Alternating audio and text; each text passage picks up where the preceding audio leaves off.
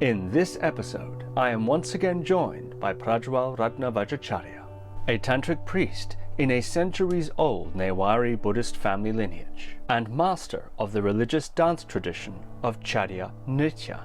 Prajwal Vajracharya explores the history of Newar Buddhism, a rich form of Varjayana practiced in the Kathmandu Valley of Nepal. Prajwal Vajracharya recounts the history of the religion, from its periods of suppression and secrecy up to its complex modern-day interactions with 1960s hippies and Tibetan Buddhist refugees. Prajwal Vajracharya details the distinctive ritual practices of Newar Buddhism, which contain cultivation practices for 10 paramitas, and explains the use of sacred sounds and the alphasyllabary. Prajwal Vajracharya also reveals distinctive mudra and mantra practices, explains the many esoteric uses of the mala prayer beads, and decodes the rich deity artwork for which the region is renowned. So without further ado, Prajwal Ratna Vajracharya. Prajwal Ratna Vajracharya, welcome back to the podcast. Thank you.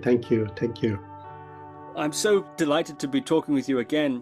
And we were just discussing, I've returned from Nepal, only today, in fact. A few hours ago, I returned to the boat, having landed here in the UK. And of course, the Kathmandu area is full of a remarkable tradition of Buddhism called Newar Buddhism. And that's something that we had hoped we could focus on today, Newar Buddhism in particular.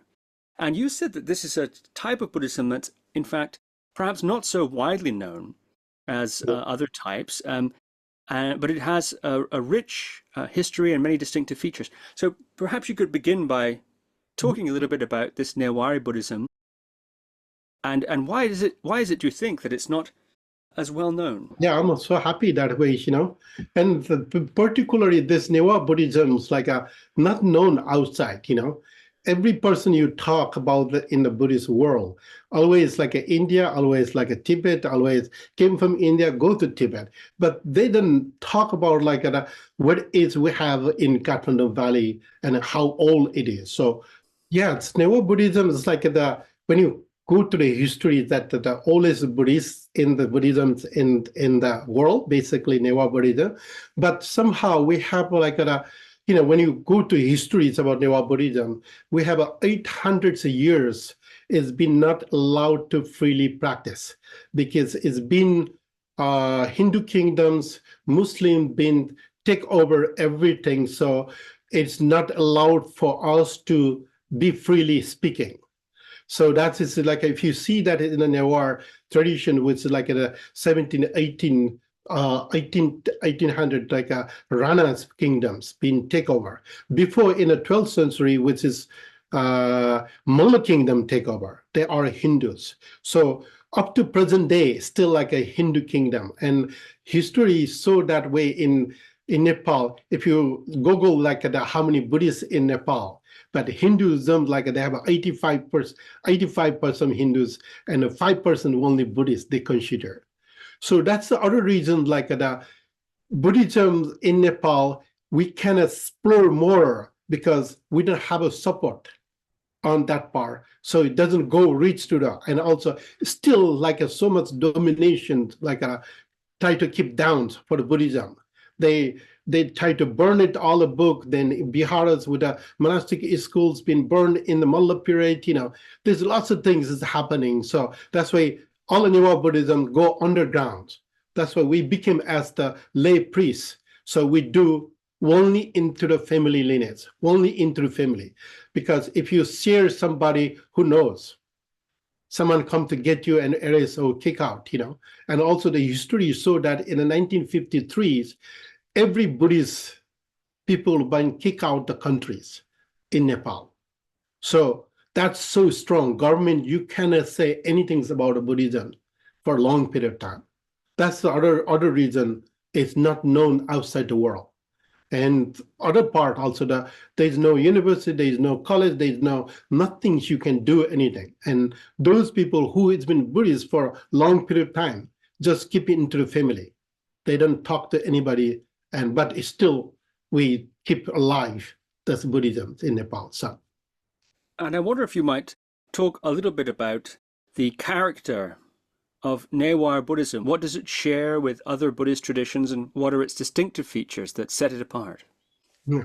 Newar Buddhism very distinctly, like in the present day, when we think about that, Buddhism's about all the philosophies and the psychologies and all different things. But Newar Buddhism live with the ritualistic way. And every ritual is about wisdom. Every ritual is a philosophy. For example, like that we do daily ritual in a simple way. And in the daily ritual, like we offer the incense, the flowers and the colors and the rice, and so those are the significance and meaning behind that. And when you look into like an incense offering, first things come like a incense offering. That means like oh Bhagavana, I don't know about this planet. Please guide me, my capacity, my understanding, my way, because I'm different than other. So please guide me to what is right for me to do in this world. So offer a little incense and asking for permission for that in my capacities in my body. So very simple way they give you the philosophy's way to give. Then also the other part, which is they are also, the ritual is like a 5 elements connected to 5 elements. So you can understanding the 5 elements and make them balance. And top of that, like every day, we have twice a day we chant with the paramita chanting, with the 10 paramita. And that 10 paramita is very, very simple it doesn't need to be Buddhist. Every person's needed as a human being.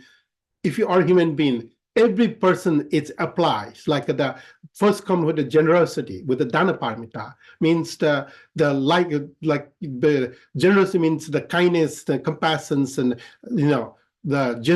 that's all needed. Without kindness, without compassion, without loving kindness, doesn't work. And the sila paramita come any place you go with the disciplines you needed. Certain discipline you needed. And the third come with the chanti paramita, with the patience needed. Without patience doesn't work. And then 4 paramita come with the birya paramita, with the effort you needed. So when you combine with this 4 paramitas, with the generosity, kindness, and discipline, patience, and your effort, and anything you can keep it there, then it's turning to the 5th paramita is a dhyana paramita, which is coming with meditation. And meditation means like the conscious mind you will do in a conscious way. And a 6th paramita comes with the wisdom, with the prajna paramita. So when you do that 6th paramita to pass through it, it just bring you like every day you do the ritual and practicing that every day is you will living with the conscious mind and everything you're doing with the wisdom way. And then 4 paramita people doesn't talk that much, but Newar Buddhism's always there in the other 4 paramitas, which is like a bala paramita. Keep the energy, keep the moving with the good and it vibrates energy in there. That's a bala paramita. And then bala upaya paramita. Upaya paramita is like anything you do with the skillful means, making that skillful means, and you do like if you say it in and people don't like it. What do you say? I mean, you are like the different, people are all different ways there. But if you done in a skillful way, people not take it that way. And then pranidhi paramita was like make clear visions. You have to do more clear visions. So if you not get the clear visions in your pathway, doesn't work in a system. Then last will be everything's turning to the jnana paramita with knowledge. So that's like those 10 paramita is like we training with the Buddhas every day. That means not for Buddha, but the ritual, all the ritual is done in the Newar Buddhist studies, and it's all about learning yourself. Also, the Buddha Dharma is basically practice your own self.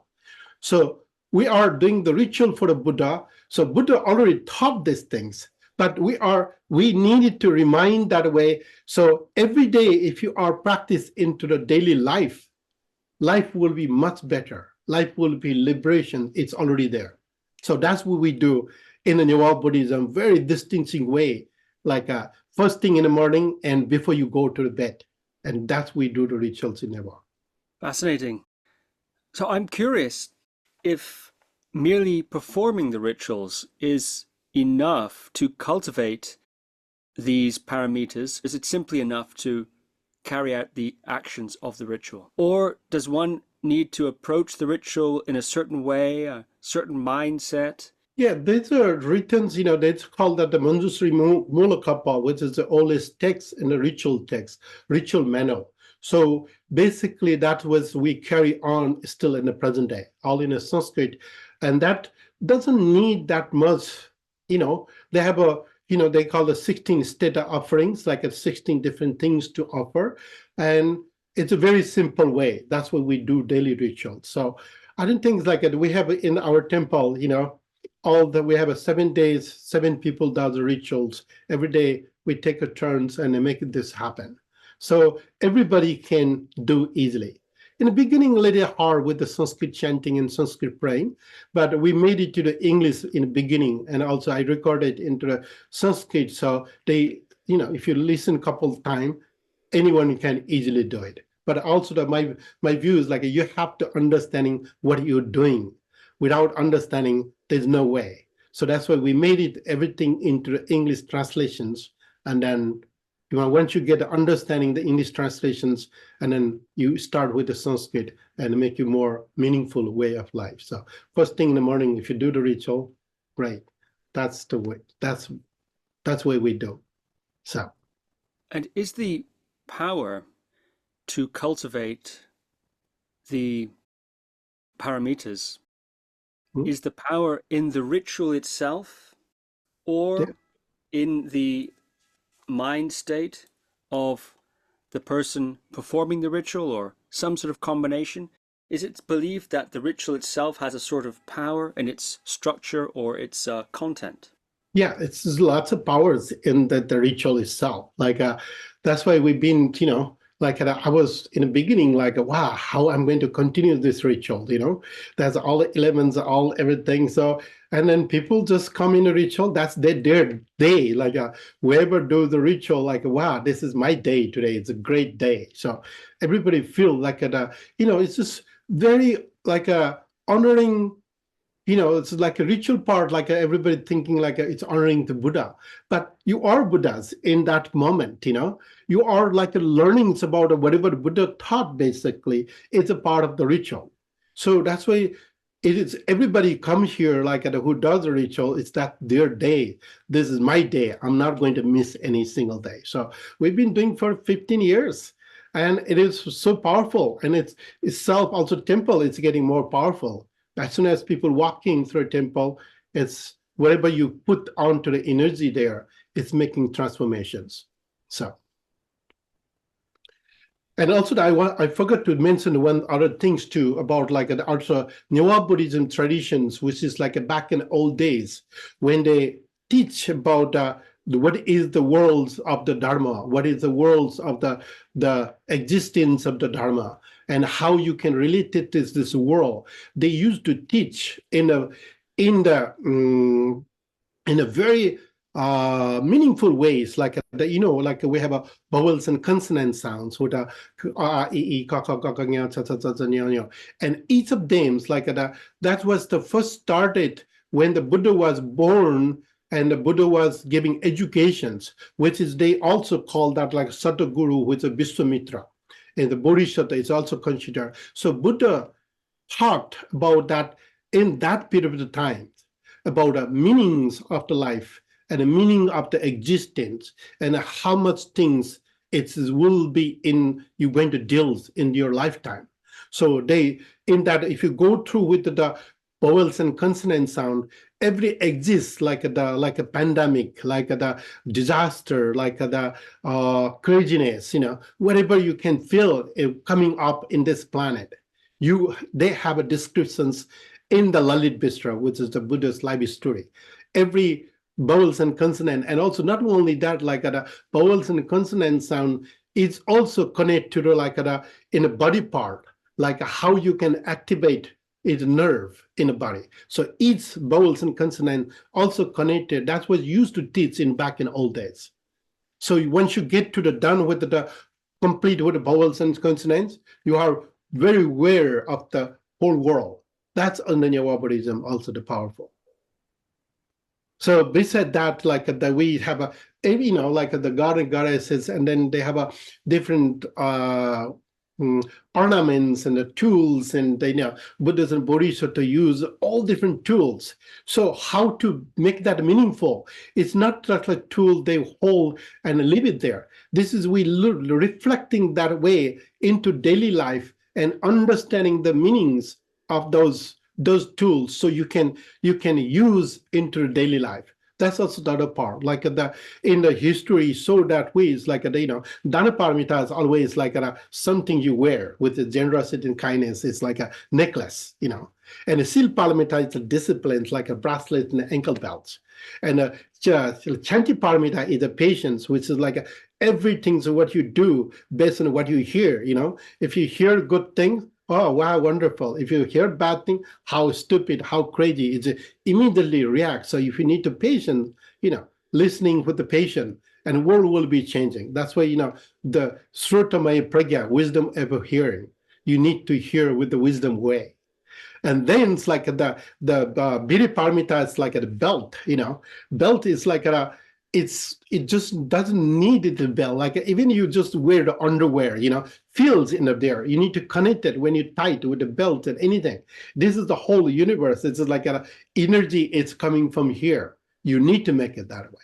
And then crowns with a hat or whatever you're wearing on top. This is the meditations. And in the tantras, they usually the bindis, the Buddhas and Bodhisattva, that's the wisdom they consider.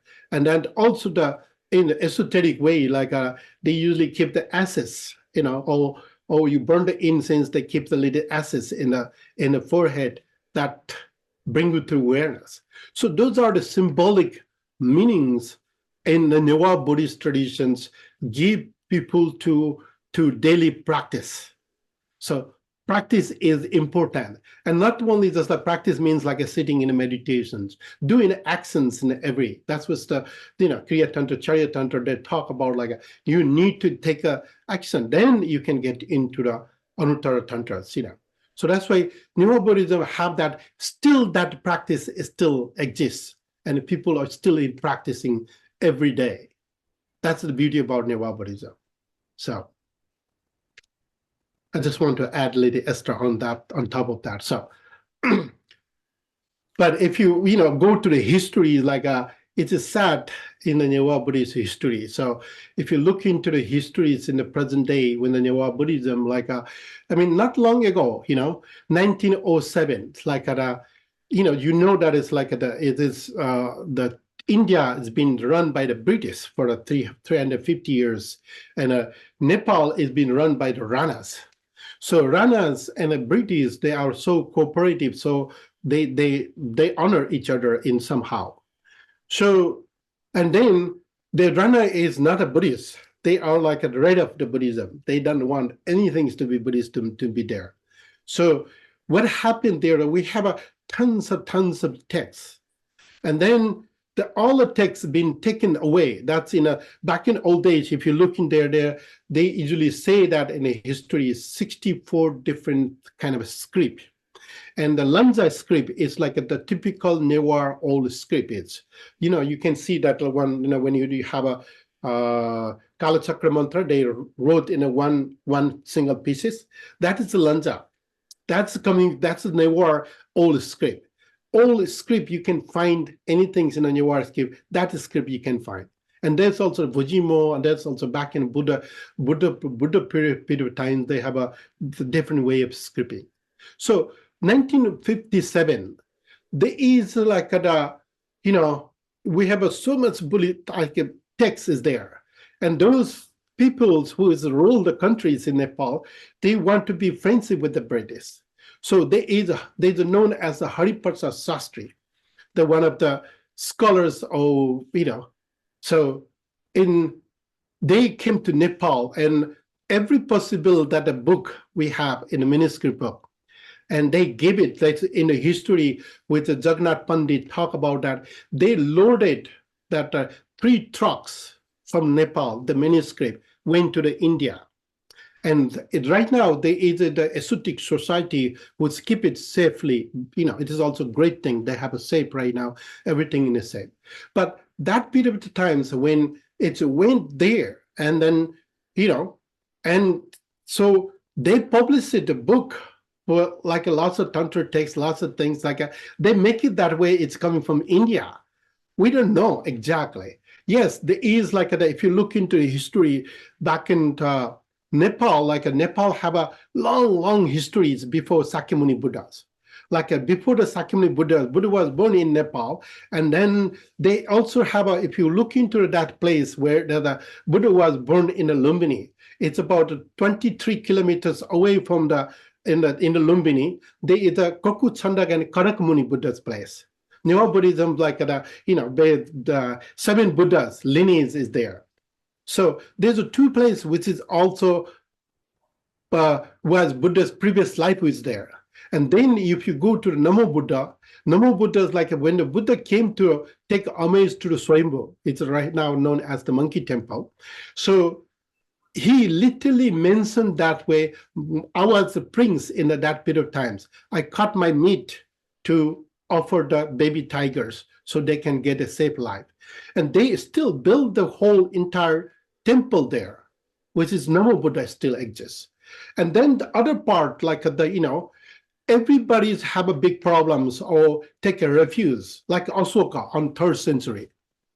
Come to Kathmandu, take a refuge. He killed so many people. He just regret wow, I killed so many things. It's a little crazy.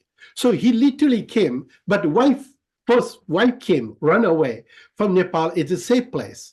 And then her daughter name, which is Charumati, Bihar. Charumati, her daughter name, they entire build the stupa in Nepal. That's the stupa, which is 3rd century BC. It is already built in Nepal. And before that, we have so many, and then also the other part, every names of the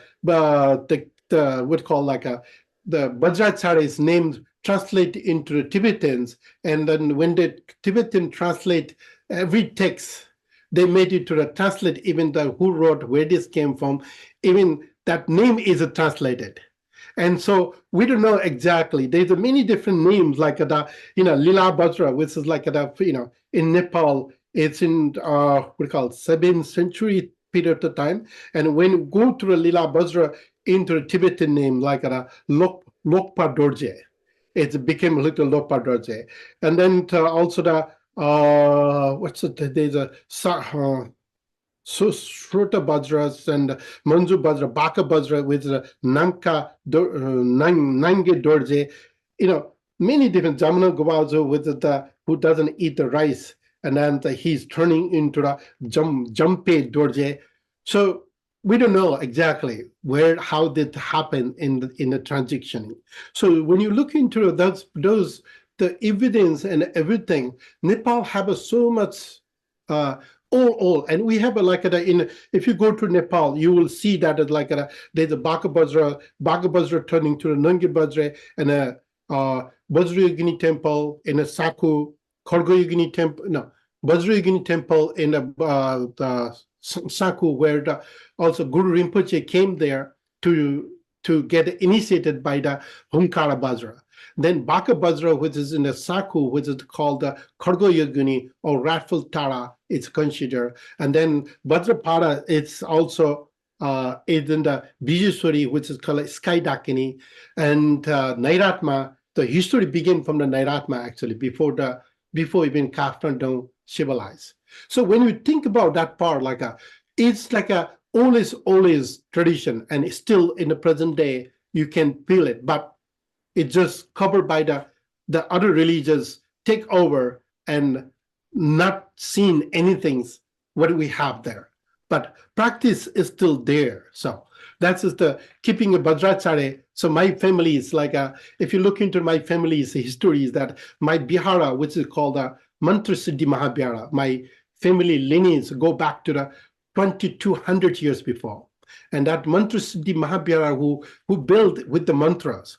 And there's also the other name is given after some time, they call it Sawala Bahala.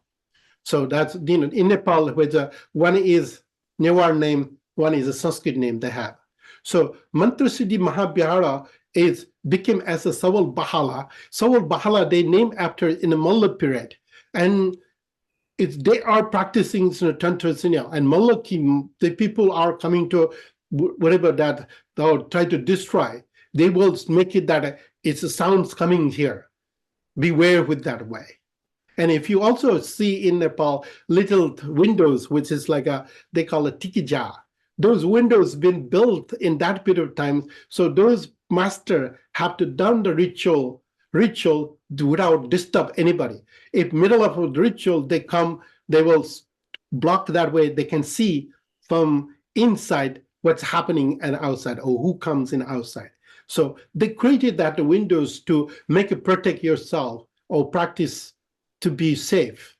So when you come to the point that ways like the Hariparsa Sastri, even in a Charya dance, like in a Charya Pada, Charya Giti, Charya Charsa Vinise, Charya Padas, those books actually from the Nepal and then went to India, and they made it, they published it in the 1907, already 1970, they're more popular, everybody. And Nepal, you don't see any book with the returns in anything. They're not allowed to read and write in Nepal. And so my fathers wrote a book on the collections of the Charya 2 volume. It's written in the Newar language and also give you free copy for only people. So they know reaching any place. So whatever we do in Nepal, it doesn't reach anywhere. But India, it's like the British, the second language, is still in the present day. And so they are easy to reach to the world. And then 45, which is British been gone in India, or India took it back in 1945. And then Hariparsa Sastri became as the spy for the British. So they keep in a jail in India, and he died in India. And in the meantime, there is also the Tibetans, what's his name? It's like Gendun Chophel. That's a friend with the Hariparsa Sastri. So he is from the Tibet. He was promoting in the Tibet and doing lots of things in the Tibet. And he's also a monk, but he's more like a sexual monk. I don't know. He just fantasy in the joy with the sex is importance. That's why my understanding, like he's the one who created the Karma Mudra. And at the same time, the Hariparsa Sastri, they are a very good friend. And they did amazing job into the promoting the Buddha Dharma and also in the Tibetan Buddha Dharma. But after, the India took over them, and then he back to the Tibet. They also think that he's coming spy from the India or spy from British. So they keep in the jail and they die in the jail. So it's, history just go all. But those history, like, I don't know, in Nepal doesn't have a proof. The everything's, that's also the other part. We have evidence, we have everything, and then scholarly, you can, if you don't prove, you cannot say anything. But for me, it's like how you can be proof 800 years being assassinated for the Buddha Dharma, what you're expecting, And my fathers usually, when they talk about if you have a treasure book from your grandpa, I don't know what to do it. So they built with the stupa, they keep the underground under the stupa. And some okay, this is my father's treasure, so burn it together with the dead bodies. So many different ways it's been destroyed, the Buddha Dharma in Nepal. So that's why now it's in the 20th centuries and 21st century, it's reviving. So also we have a couple of many universities been built. Now we have a little bit freedom. So now it's just reviving a little bit. And then, dance and the singings and the Newar Buddhism, also the other unique tradition, without dance and the singing, there's no way enlightened in that. And then singing, that is all the wisdom is there. And then, if you see that way in the descriptions of the dance and the singing, it's at a whole different world. That's we still in the present day is making a unique about the Newar Buddhism, that I can say. So, sorry, I say a lot of things in there, unpacking lots of things. So, no, it's fascinating. Thank you very much for saying all of that. Speaking of Buddhism in Nepal, one recent development recent, I suppose, in the last 70 years or so, is the influx of Tibetan refugees Yeah. and their gurus, the lamas and the Rinpoches and so on. And around that, in Nepal, has been lots of building of monasteries Yeah. and colleges and temples, gompas and so on, that the refugee Tibetans have been developing. A place like Parping, for example, Yeah. full Lots of. of new monasteries being built there, and there are many places like that. Yeah, every place that's the yeah that's so now it's the opening for welcoming to everybody. So Nepal, like at the back in all the same things, Newar peoples is Nepal is called melting pot back in all days. Everybody can comes and being there, stay there, learn the language, adapt the culture, and make this happen.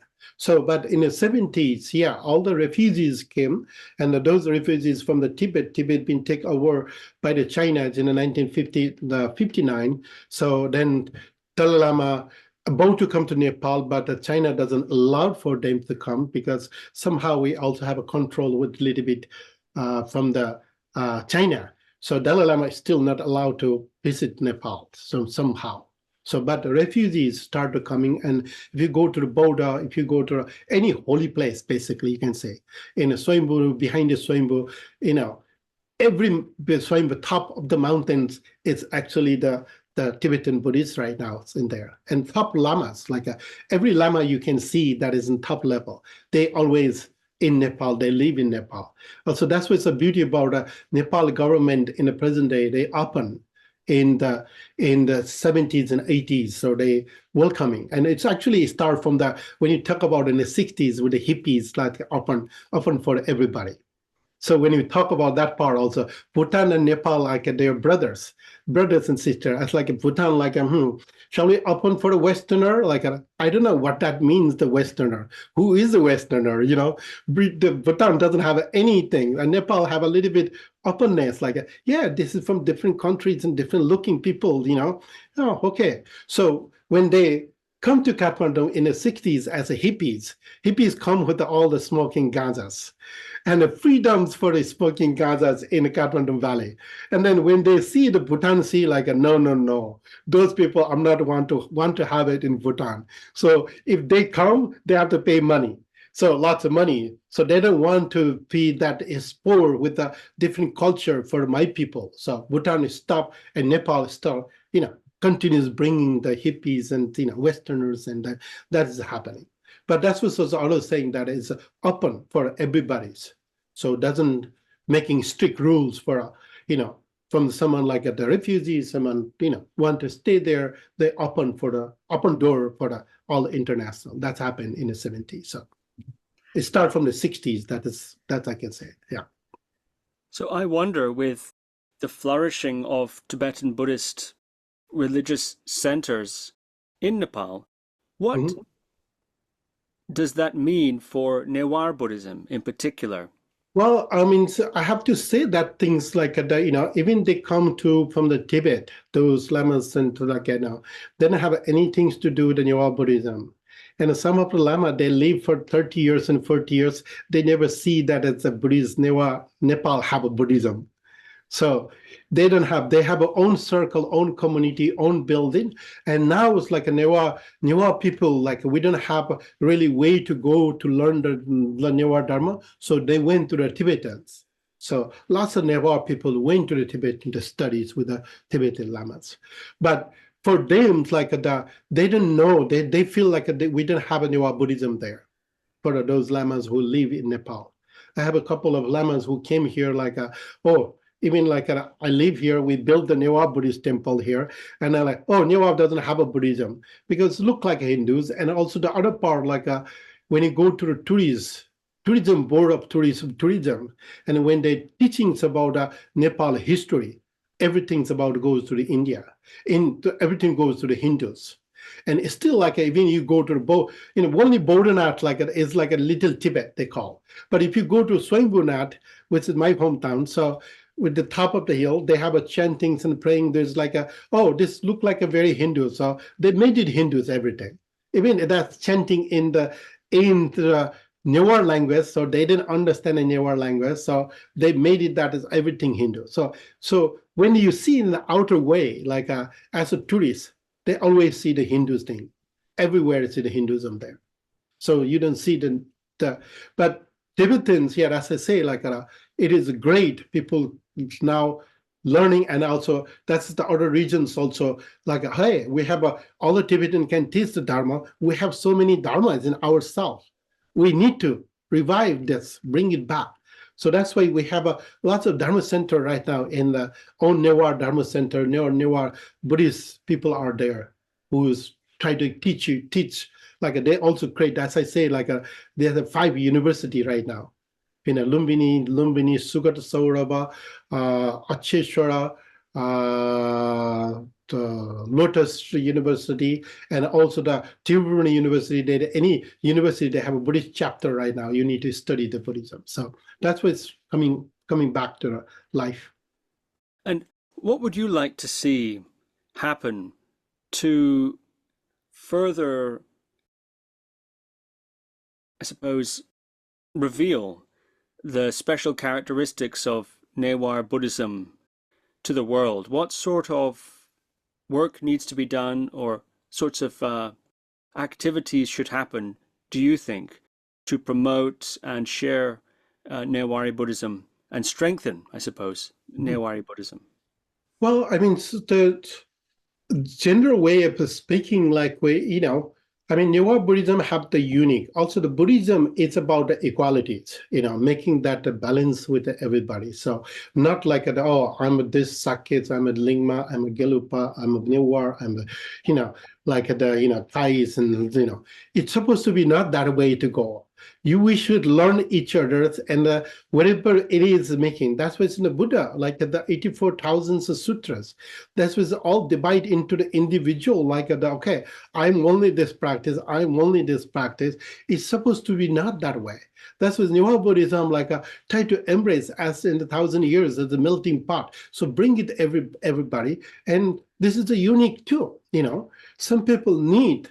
Because the Buddha Dharma is like every sentient beings is like a science, and also it is for they made it for the whole sentient being, and every sentient beings have a different way. Like some people like the dance. Dance means not like the rock and roll dance. It is all about awareness and senselessness, and singing with a fully awareness, and then the ritual part. This is all should be combined together. That's my intentions. Like doesn't make it the level. Like sometimes when I see that way, we are the more racism than any other people. Like I am only this practice. I'm do this. I'm better than you are. My practice is much better than you are. There's no such a things there. So don't make the racisms in the Buddha Dharma. So my intention to Newar Buddhism embrace everybody. So everybody should embrace same way, and we learn each other, and we can enlighten in a many different way. Like the Theravada tradition, they have 500 aratas. They are enlightened beings.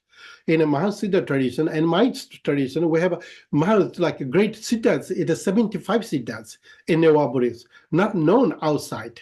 And actually 36 Mahasiddhas, the name and the little bit biography just recently came out, and not known, not reaching anybody. So we have all there, so we can embrace everybody. Whoever can learn, however it is, make it that better. Not only this way is better, that way is better. No, then the Buddha Dharma, it's everything's like, even you run in a bad way, if you learn from some things from the bad habit and bad nature, you're learning wisdom. You can get it that way, So that's why my intentions about the Newar Buddhism's like embrace everybody and reach, and then respect and honor other tradition also with the Newar Buddhism. So that's I want. It's wonderful, thank you. And we discussed the possibility of talking about the very interesting way in which Newar Buddhism approaches the use of mudra. There's some very interesting perspectives and ways in which mudra is used in Newari Buddhism. Do you think we could talk about this now, or should we wait for another time? Yeah, that's also, the mudra is a whole chapter in there. So, but simple way of understanding mudra, like why we do like a mala reciting. First mudras come. Some people do this way, some people this way, some people left hand and some people right hand. So depending on the mudra, depending on the mantras, depending on the practice, and what is real. There's no such a thing as real, because habitual, like, okay, my master did it this way, you should do it this way. But because what's the benefit with this? It's not such a thing there. So, so if you twist it that way, you can make it balance with this. It's more benefit. You run two side, So we basically you can just switch and run in the two sides, and each fingers with each different nerve, like it's connected to if you go to acupuncture, if you go through therapies, anything pain like a headache here, its muscles run into there, and so all the nerve it goes in a different direction. That's why if you see all the Buddhas like certain gestures, certain things, it have to be connected. So simple ways in a Newar Buddhist that it's like earth, it's the thumb. So if you have a strong thumb, and thumb is also connected to bone. So if you have a strong bone, and then that will be whatever you needed for the body to keep alive, to keep more strong, that will work with that way. So once you thumb, and then the air, which is the breathings. If you more, that's what all Mahayogis and yogi, that's why mostly mantras was be done in this way. So you are activating with the earth energy and then the air energy. And once you have an air energy and the earth energy moving in prayer, that's why you have a conscious die. Like if you die, you still have aware in that part.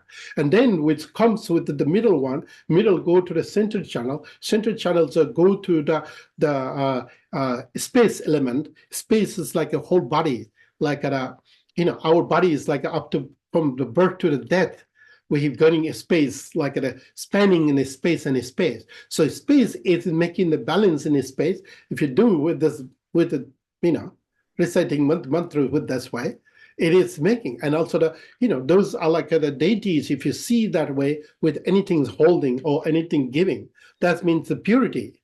They're always in the purity. So this one with the wisdom, it's connected to the mind and the body. So it's the wisdom. If you hold with this way, it's a purity, it's going to give to the transformations for purity. If you hold with this way, it is energy, the fire.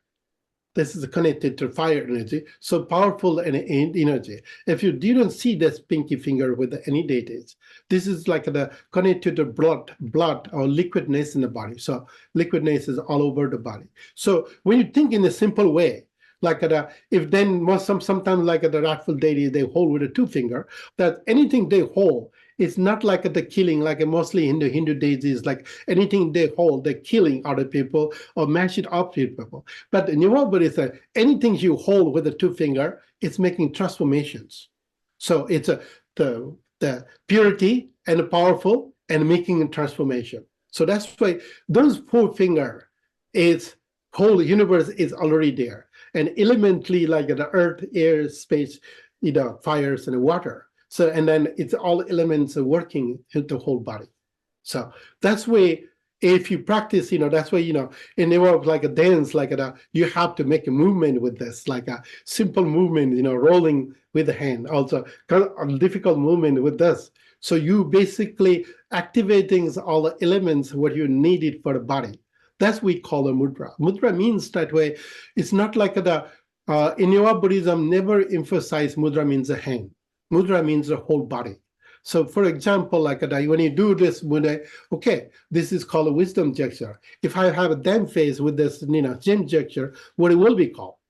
Mudra have to your emotions, your energy, your intention, your how you keep in the mind. Then mudra became the true mudra. If you're just making a mudra, oh, I am doing this mudra, I'm doing, is no. Your intention have to be there. I am doing knowledge, which from my heart to share, Then it's become a true mudras. So mudras in a history it's connected to the whole entire body. And There's also we call like 3 different mudras in the Newar Buddhist tradition. I mean, general ways, like if you look into the Indian tradition, like a 1-hand mudra, 2-hand mudras, there's a 23, 28, and then if you go to Japan and ritual mudra, if you go thousands, 1,000 mudra. But Newar Buddhism, like the 3 mudras, if you do in a perfect way and understanding it perfectly, that's all it's take. They call Kaya mudra, Baka mudra, and Chitta mudra. So Kaya mudra is a body. Whole body is a mudra. So like a whole body, when you think about a whole body, what else in the body? There's so many things in the body. So outer body, inner body, and a secret body there. So when you come to the point that way is like when you come to the kaya, it's like every single part in my body is speaking in a different way, like a piece of hair, speaking somewhere. Like if you pick the hair, it's how painful it is. So kaya is a whole body, and baka is like the speech in a simple way. Speech which means that way you don't see what you don't see, but vibrations and energy is there. So when you take it for example, like my fingers, like a nails is speaking itself, and the hair is speaking itself, So every part in the body is speaking. And the vibration that like the meditation, concentrations, awareness, those are the vibrations. So the speech, it's connected to the mind and make you whatever's rising. Then whenever you feel in the inner part and the connected to the inner part, that's when it risings itself, that's a speech mudra. And the mind mudra is like you need to connect it to the body and a speech and connect it together, then it became a mind mudra. So mudra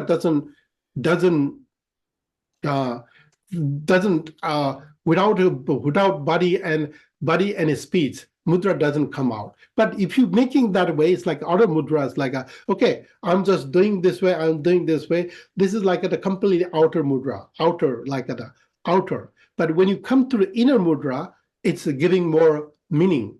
And then mudra is not just like you just pretend like you're just doing gesture and they call it mudra. Mudra is a truly expressing the inner beauty, like it's have to be coming from the heart, and it's come truly, then it's became a mudra. Like also the other part, like let's say, Tara is a holding, or Avalokiteshvara, all different deities is a holding. So when you hold that part, you have for example, this flower is the outer mudra, flower is the kaya mudra, but flower have a essence there, which is like a speaking flower itself, which means essence. When you feel with this flower and it feels in a whole body, it became a speech mudra. And then it's connected to the mind, like, oh, I can feel it. It's not that like if you don't get the mind connection, your speech is there, my body is there, doesn't come to true mudra is. So that's why true mudra to become combined together. Every object, everything you do in connecting with the kaya bhakti chitta, and that's coming with the true mudras. So then in my dance traditions, like everything's the mudra. You can just like a dance. You have to connect it with your kaya bhakti chitta in every mudra you do it. Then it became like a completely meditation, became like completely awareness. So body moved through with the full awareness. That's where you when you're dancing, it's like you're not dancing your own body. It's somebody comes and dance. That's the mudra is in the history. But among that, like there's in the histories in the Vajrayana tantras and chakra sambras and those tantras they talk about a very specific, like you need to do karma mudra, you need to do the kaya mudra, we need to samaya mudra, we need to dharma mudra, you need to the process of the mudras to learn. But simple way of mudras to connect it with in the mudras, which is so learnings and connectings with your inner way. So you have body, feel that your body with entire body is the mudra, and connecting to what arises in the body, and more connected. So yeah, that's the mudra is about the mudra is. but I can talk more like in specific texts and specific tantras and specific things. So, and we can make it that meaningful way. What is the karma mudras, and what is the dharma mudra? What is the samaya mudras, and what is the mahamudras? So, because of that, you cannot reach to the mahamudra that in a second. You have to practice in the grounding, but all the deities in the mahamudra, because they are giving so much incredible wisdom with the one statue. If you look in the Buddha's statue, if you look in the Avalokiteshvara and wherever Dakinis, you will see that every little things and what they're wearing is all the wisdom. And that wisdom, we can take it in and understandings and apply into our body, into the daily life. That's where it became a Mahamudra is. So that's why they are the tools with the wisdom tool. Wisdom tool need to be completely transformation need to be happen. So that's what the mudra is in a simple way of expressing the mudra.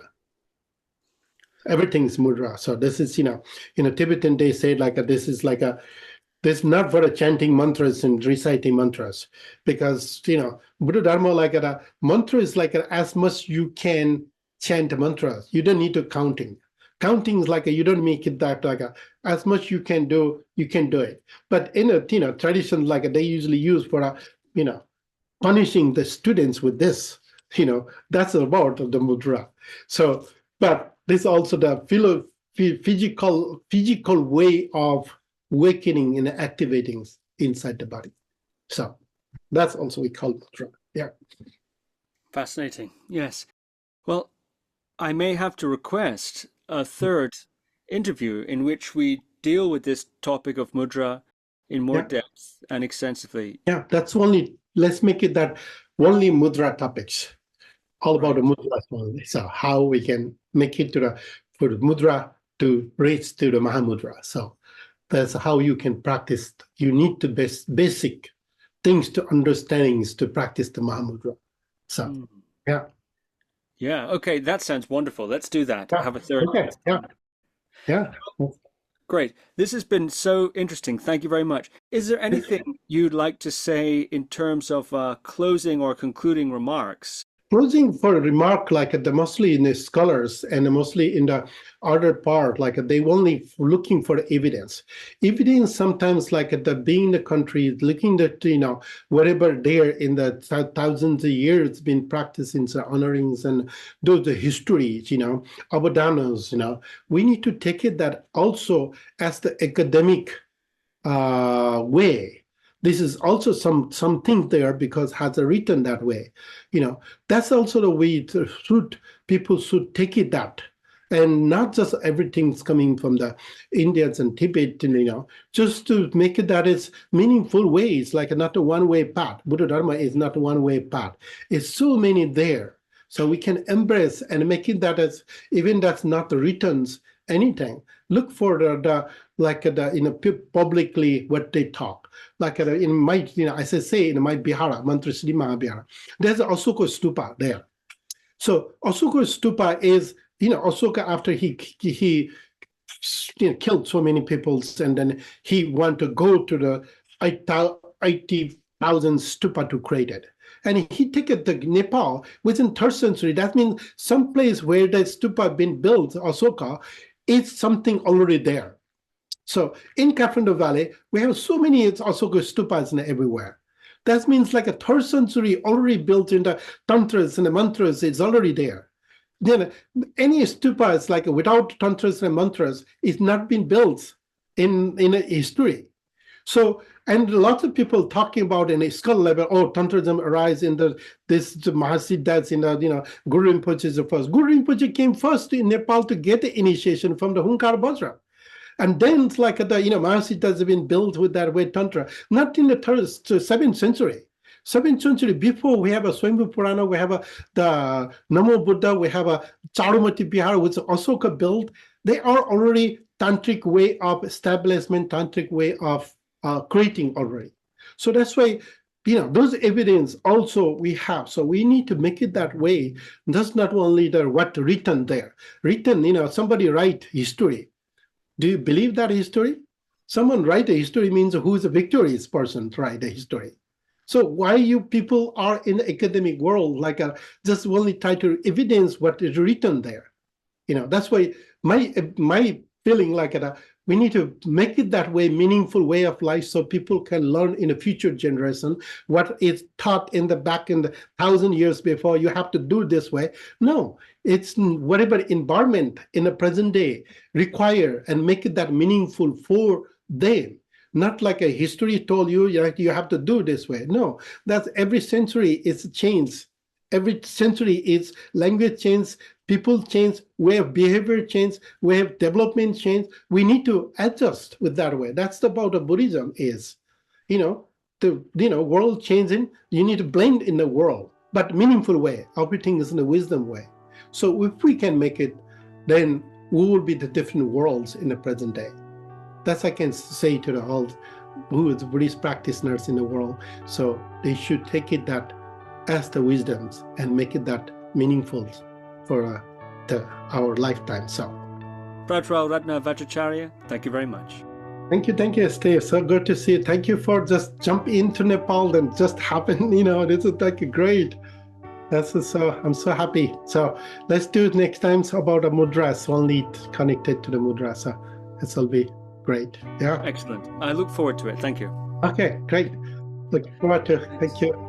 Thank you for listening to another Guru Viking podcast. For more interviews like these, as well as articles, videos, and guided meditations, visit www.guruviking.com.